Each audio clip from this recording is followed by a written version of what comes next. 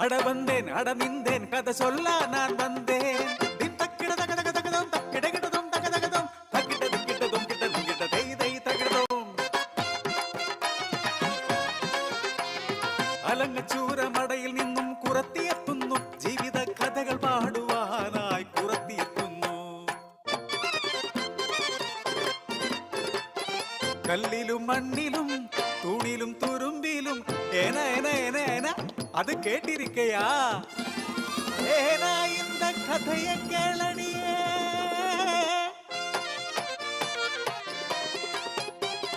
കല്ലാ ജീവിതം ശാപത്താൽ പേറിയ അഹല്യാദേവി തൻ ശാപകഥ ഗൗതമ മുനി തൻ ആശ്രമത്തിൽ പതിവ്രത പതിപാദ സേവിത നീലഗഗനെ പുഷ്പക വിമാനമേറി ഇന്ദ്രനതുവഴി സഞ്ചരിക്കേ അപ്സര സൗന്ദര്യം തോറ്റിടും പെണ്ണിവൾ കാനനത്തിൽ എന്തോ ചെയ്തിടുന്നു അവളുടെ ഭംഗിയിൽ ഭ്രമമായി ഇന്ദ്രൻ ആസക്തനായി പരവശനായി അറിഞ്ഞു ഇന്ദ്രൻ പതിവ്രത പെണ്ണിവൾ കൗശലം കൊണ്ടേ കീഴടങ്ങൂ സൃഷ്ടിച്ചു മായാ പുലരി ദേവൻ കാനനത്തിൽ കാത്തിരുന്നു സൂര്യനുണരും മുൻപേ പാതിര കോഴി പോൽ കൂവിയ ദേവൻ വന്ദന നേരമായി എന്ന മട്ടിൽ മുനി അതിക്കര ലക്ഷ്യമായി ഗമിച്ചിടവേ വേഷപ്രച്ഛന്നനായെത്തി ഇന്ദ്രൻ ഗൗതമരൂപം പൂണ്ടു ഇന്ദ്രൻ ആശ്രമത്തിൽ എത്തി ഉറങ്ങിക്കിടക്കുന്ന അഹല്യയെ തഴുകി ഉണർത്തി ഇന്ദ്രൻ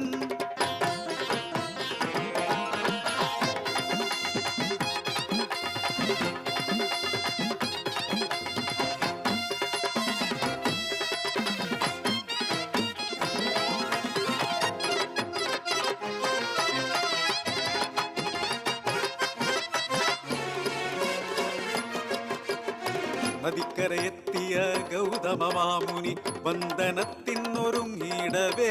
അറിയുന്നു നിശ്ചലം നദി ഉറങ്ങുന്നു നാഴിക പുലരാനേറയുണ്ട്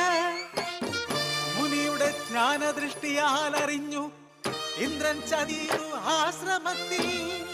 കോപിഷ്ഠനാമുനി ആശ്രമത്തിൽ എത്തി ആലിംഗരാമിരുവരെയും കണ്ടു സ്തബ്ധയായ അഹല്യ ജീവനറ്റപ്പോൾ ഈ രണ്ടു പതികൾ ഒരുപോലെ ഇന്ദ്രൻ ചതിയുടെ പൊരുളറിഞ്ഞു കോപിഷ്ഠനാമുനി ശാപമുയർത്തി പതിയുടെ സാമീപ്യം തിരിച്ചറിയാത്ത നീ വെറുമൊരു കല്ലായി മാറട്ടെ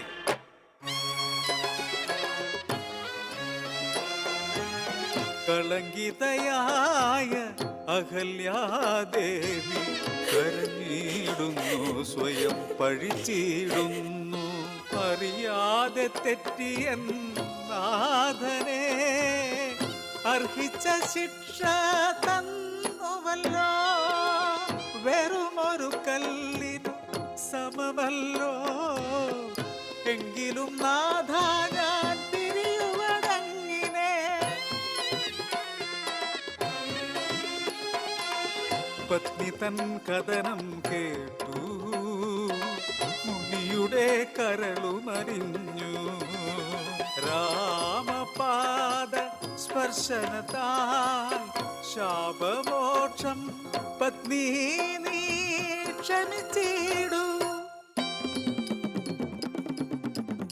കഥയിൽ കല്ലില്ല പതിരില്ല കഥ കേളടി കഥയുടെ അർത്ഥം അറിഞ്ഞിടടി